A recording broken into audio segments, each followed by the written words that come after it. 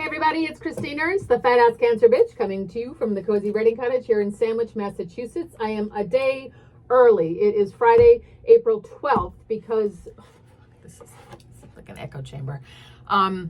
It's Friday, April 12th, because I am going to a wedding shortly. We're leaving in an hour to go to Fishkill, New York, to Isabella and Josh's epic wedding, wherein I will wear a Spanx and a sexy black one-shouldered jumpsuit and my giant shoes that I showed you last week. And I will try not to break my ankle and have a wonderful time. Hopefully, I might have some pictures for you next week. It's been a big week here at the Cozy Cottage because the eclipse, of course, which I'm going to talk about, which is why the welding helmet, but also I got a job. I am going to start on April 29th as the Director of Learning at the Cultural Center in Yarmouth. Which is sort of thrilling and kind of a surprise. As many big events happen, it's still sinking in. It was announced yesterday, and I'm really excited. It's a wonderful organization. I think it's just going to be great. So more on that later. That's my big news for this week. Today, though, I'm going to talk about the eclipse, which is why I was wearing my husband's welding helmet. I wore my husband's welding helmet to watch the eclipse on Monday. I was home alone standing on my deck as the light got weird and gray and grayer, like a bad filter on my phone, like a dimmer switch. It just felt wrong. Like the world was darkening and dimming, like it became a weird black and white movie. Now, I know science and everything, the path of totality, the syzygy of Earth and Moon and Sun all lined up. We witnessed 93% penumbra in the transit here on Cape Cod. But my mother and my brother saw the umbra, the OG, the 100% occultation up in Maine. And Sue and Rob went to Vermont, and they saw it there. She texted me about the hoops and hollers at the moment of totality. Also, the reverence and the odd silence. And the tears.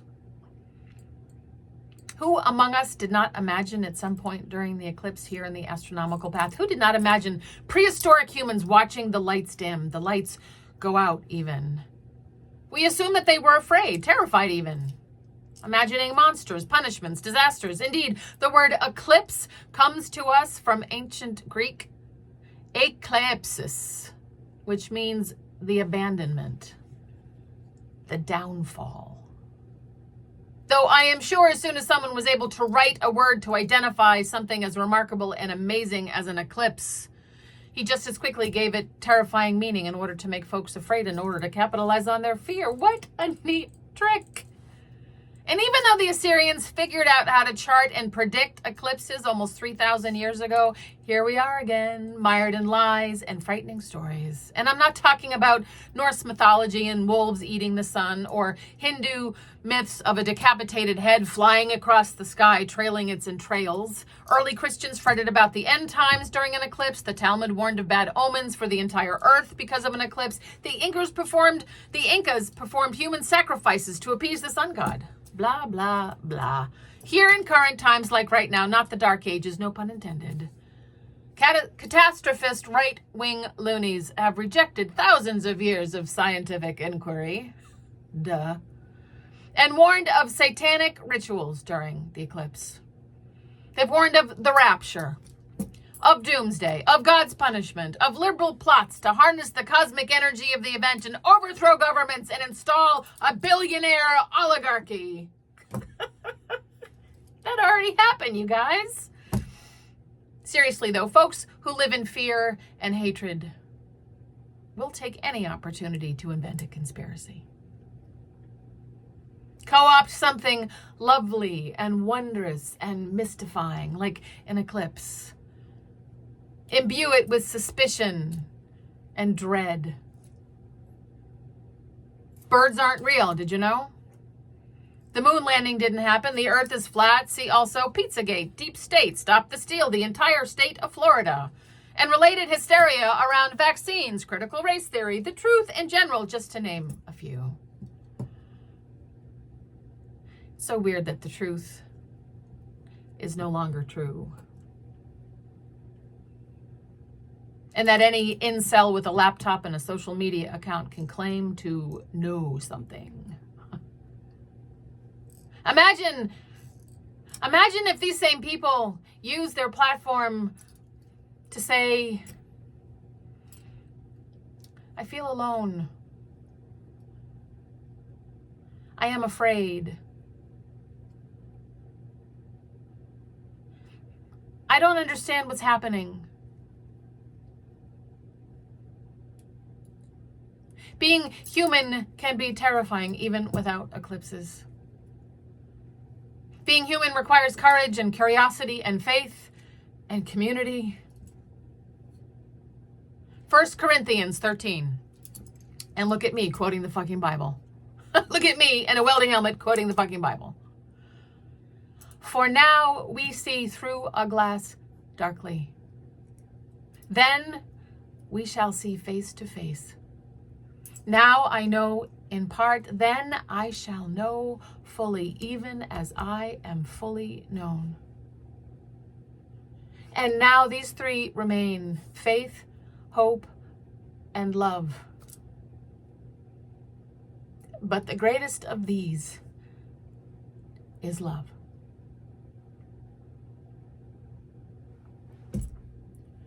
Through a glass darkly.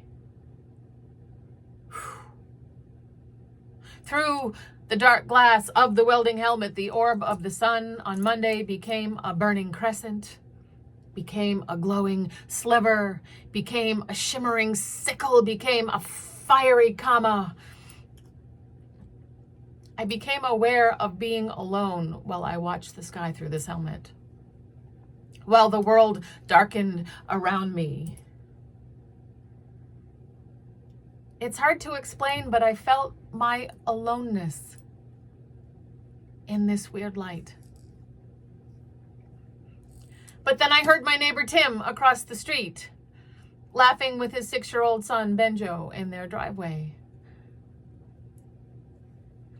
And I needed not to be alone to watch the eclipse. So I crossed the street and we stood together and we shared it. Another neighbor walked by with her dog. She forgot about the eclipse. She borrowed my helmet for a moment to see the sun be shadowed by the moon. And we took turns. And there was no rapture. And there was no doomsday. There was no punishment from God. We were together. And we were not afraid.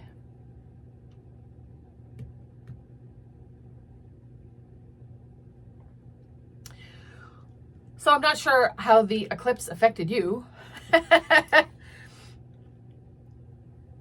I was surprised by its power. Still thinking about it. I so hope that you do not have to wear Spanx this weekend. Maybe you'll wear some tall shoes and go to a fun party and have a good time and feel sexy. Maybe you'll wear a welding helmet and you know, seriously, you can't see a damn thing through this lens except for the burning sun, or maybe like a, I don't know, 500 watt light bulb, or a TIG welding arc, I guess. You are beloved. You are beloved because you are here listening, and I love you for that. Thank you so much for tuning in. Come as you are, even if it's in a Spanx and a welding helmet. I could probably make getting into a Spanx and wearing a welding helmet into some kind of performance art, maybe. My next show. I've worn a hot dog costume. Why not? Why not a Spanx and a welding helmet? Stay tuned, folks. It's always interesting. Have a wonderful weekend, and I'll see you next week. Mwah.